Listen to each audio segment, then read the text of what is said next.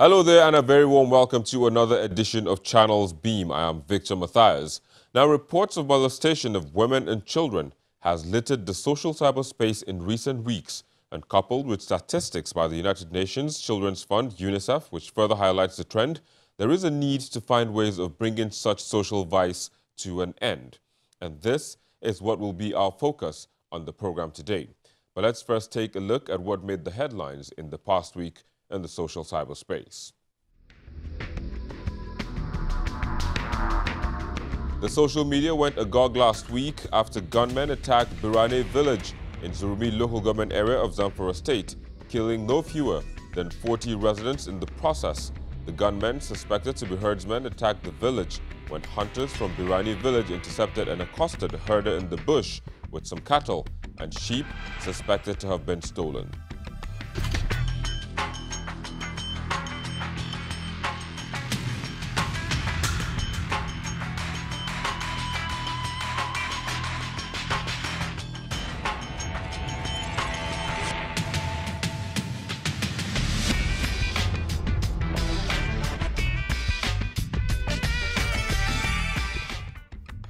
A former student at a high school in Florida armed with a rifle opened fire at the school, killing at least 17 people. The heavily armed teenager who gunned down students and adults at the Florida high school was charged with 17 counts of premeditated murder, court documents showed.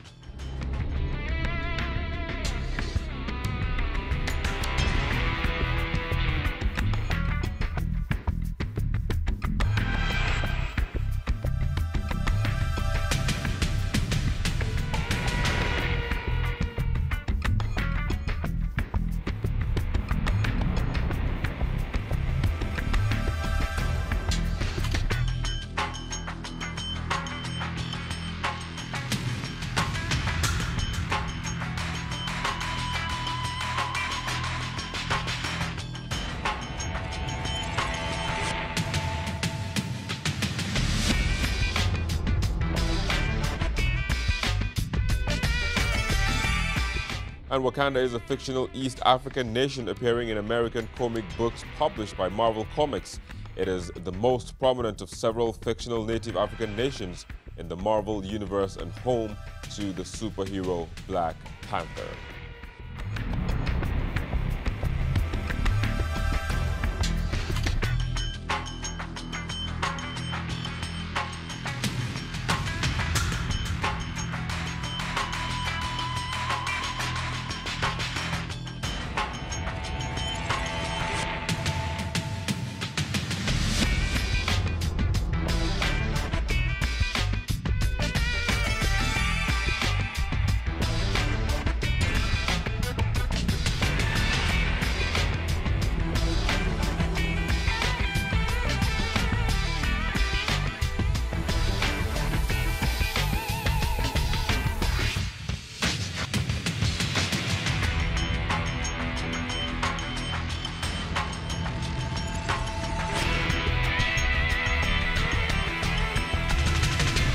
Well, those were the trends in the past week, but joining us to look at the topic of the day is Mariam Loshi, who joins us from Toulouse in France. Thank you for having me. And Indi Kato, who joins us from Abuja, Nigeria's Federal Capital Territory. Pleasure to be here. Thank you for having me. Thank you both for joining us on the program today. Well, let's get in quickly. Indi, how can molestation be best described? Well, I mean, molestation is, well, in the simplest form, accessing a person's body without permission, without that person's permission. And of course, when it comes to underage children, whether or not touching a person in a sexual manner without the person's permission. And keep in mind that children are not old enough to consent for such things. So consent with children does not matter. Touching them in a sexual manner is molestation. With adults, it has to do with consent. You know, any manner of sexual advances or touch or anything that somebody has not consented to, male or female, is considered molestation. And these days, because of how, we are getting to unlearn and learn and unlearn new things, it is now obvious that, look, there are certain means of consent. So don't think because somebody is quiet, the person has consented to. Don't think because you're in a position of power and you ask somebody to do this, and the person, of course, because of your position of power, has to, well, feels the pressure to consent, doesn't mean that that was voluntary. There is verbal and non-verbal. So these are a lot of things we're putting into the conversation now with respect to adults, because these lines are being blurred daily. Well, Mariam, there are patterns and trends as to how such takes place. Can you enumerate some of them for us? I mean, in terms of molestation, there are so many things that I think are common. I mean, we're recently hearing a lot about a teacher who molested a child who isn't even old enough to properly talk or know what's going on. It's something that happens, I think, to many people, and in many instances, it happens with people that they know. Perhaps someone close to the family, someone close to them, someone who knows them, someone in a position of power, like Indy mentioned, where, people are being touched or, addressed sexually in an inappropriate way. And I think one of the common ones we've seen these days are children being molested by people who are supposed to be close to them, people who are supposed to be close to their family. And for me, that's one of the scariest ones. And we have also seen instances where people are ashamed of reporting incidences, especially when relatives or close friends are involved. Okay, so what I think is that for children, parents, and anybody who's in charge of any small child, we need to have open conversations, not just with these kids, but amongst ourselves in the society. There's a lot of stigma that comes with people who are able to say, I was molested, or even for children, people tend to blame the victim, which is wrong. People tend to blame different circumstances as opposed to the person who actually committed the act of molestation. As a society, we need to accept that it's wrong. We need to have strong laws. We need to have strong law enforcement that deals with such situations. And then we need to have the conversations. We need to stop pretending that it's not happening with children, with young women, with even men, because there's a stigma that also comes with a man saying that he was molested. It needs to be spoken about. People need to stop blaming victims. The stigma needs to go away, and people should have a place where they can go to freely say this happened to me, and for them to know that there will be consequences for the person who committed the act. As long as the person doesn't want the advance, the person did not give you the consent, the person is below the age of consent, whether it's a man or a woman, these things happen. And, there are men that it happens to, but they are unable to come out and say it because society laughs at it, or society looks at it like, okay, you're not a man, or that all men want, any kind of sexual advance, which is not true.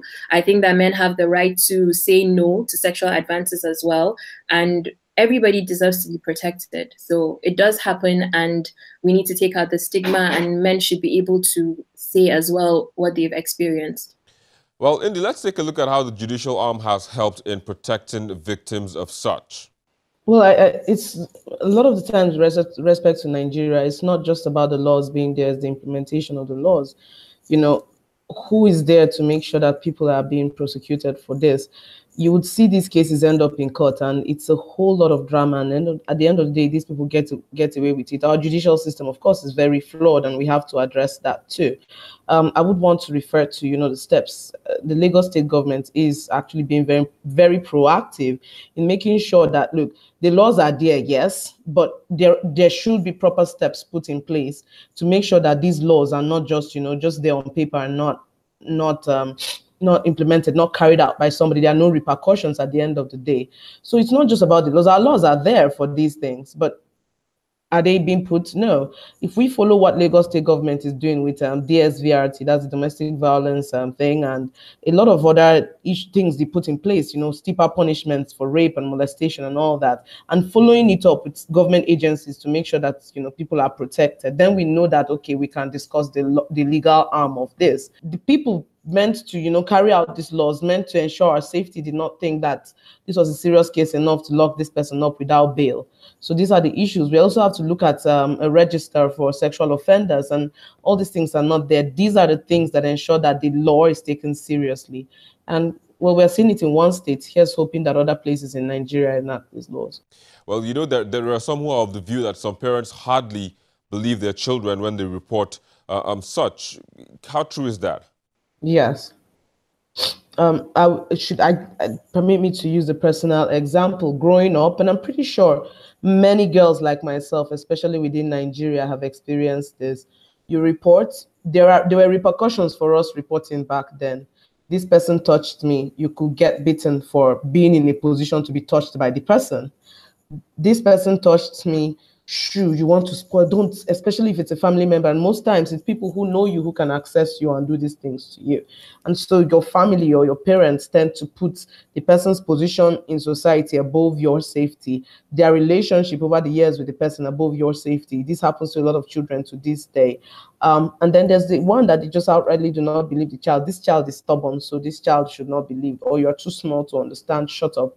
And let's also look at, the implication on that, or on the psyche of the child. It means that going forward, many things will happen and that child will not be able to report, from rape to many other things. And knowing that your first place of safety will not protect you, and that's your immediate family or your parents, that's very problematic.